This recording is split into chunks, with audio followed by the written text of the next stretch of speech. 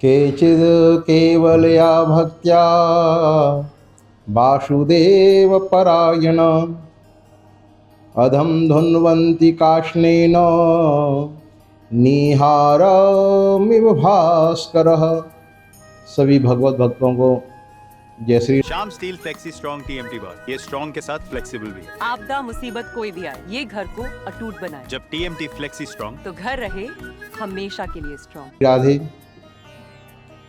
वैशाख मास के शुक्ल पक्ष की जो एकादशी है, इसे मोहिनी एकादशी कहते हैं, जो 8 मई को है।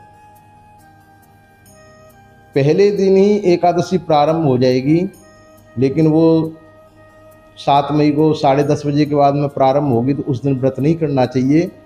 व्रत जो है वो 8 मई को ही करना चाहिए। स्मार्त एवं वैष्णव दोनों जन ही, दोनों संप्रदाय के भगवत भक्त 8 मई को ही एकादशी का व्रत रखेंगे। 8 मई को 12:30 बजे तक एकादशी है और दूसरे दिन व्रत खोलने का सूर्य उदय के पश्चात मध्याह्न 12 बजे के पहले पहले आप व्रत खोल लें।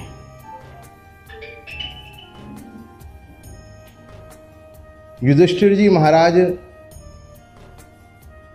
भगवान कृष्ण से पूछते हैं, हे भगवान, जो यह मोहिनी एकादशी का व्रत है, इसकी क्या कथा है और किसे करना चाहिए और किस लिए करना चाहिए?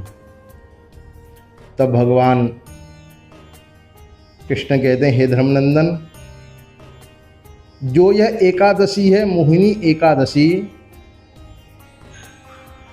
इसका व्रत करने से जो भी प्राणी इसका व्रत करता है वह सभी दुखों से छूट जाता है और सभी पापों का क्षय हो जाता है। यही प्रश्न भगवान राम ने वशिष्ठ जी से पूछा था। तब वशिष्ठ जी ने कहा, हे राघवेंद्र, आपने बहुत ही उत्तम प्रश्न पूछा है कि किसको इस व्रत का पालन करना चाहिए। वशिष्ठ जी कहते हैं कि भद्रावती नगर है, वहाँ पर सभी वर्णों के प्राणी निवास करते हैं। एक धर्मपाल नाम का वैश्य बहुत धनवान है। अच्छा, धन तो बहुत है, लेकिन धन का दान करने की जो इच्छा होती है वह हर किसी प्राणी को नहीं होती है। लेकिन धनपाल के मन में यह इच्छा हर्ष में जागृत रहती है, मैं इस धन का सदुपयोग करूं। तो सदुपयोग कैसे होता है? जहां पर प्यासे लोग जल पी सकें वहां पर प्याऊ बनवाई जाए। तो धर्मपाल ने यही किया, प्याऊ बनवाई, धर्मशालाएं बनवाई, निःशुल्क अस्पताल बनवाए।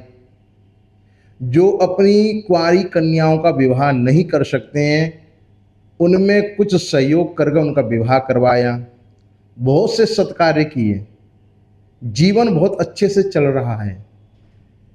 उस धर्मकाल के 5 पुत्र हैं, जो सबसे बड़ा पुत्र है वह नालायक निकल गया। वैश्यावृत्ति करना और जुआ खेलना उसका सबसे प्रबल धर्म हो गया।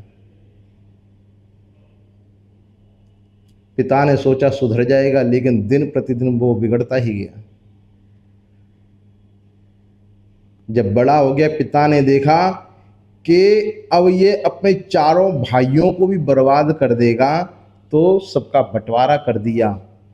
अब तो वह स्वच्छंद हो गया। ये स्टाइल का मामला है। रूपा फ्रंटलाइन।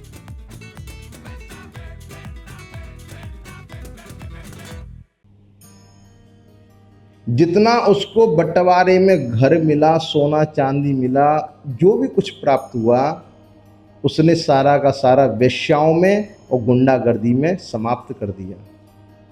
जब धन समाप्त हो गया तो सारी वेश्याएं भी उससे दूर हो गईं और जो गुंडों का समूह उसका साथ देता था वह भी उससे दूर हो गया। घर बिक गया, अब चोरी करने लगा। छोटी मोटी चोरी से काम नहीं चलता, बड़ी बड़ी चोरी करने लगा। एक दिन हुआ क्या कि राजा के यहाँ पर उसने चोरी कर ली। जब पकड़ा गया तो राजा को मन में बड़ा दुख हुआ कि देखिए इसका पिता तो कितना बड़ा धर्मात्मा है और पुत्र कैसा निकल गया। तो पिता के कार्य को देखते हुए एक बार राजा ने उसको छोड़ भी दिया, लेकिन उसको तो आदत लगी हुई है। फिर उसने राजा के यहाँ पे चोरी करी तो राजा ने उसको कारागार में डाल दिया, दंड देकर, और राज्य से निष्कासित कर दिया। जब राज्य से निष्कासित कर दिया तो वह जंगल में चला गया और जंगल में जाकर अनेक पशुओं का वध करके उनका भक्षण करने लगा। मानसिक प्रवृत्ति इतनी भयभीत हो गई कि कहने के योग्य नहीं है।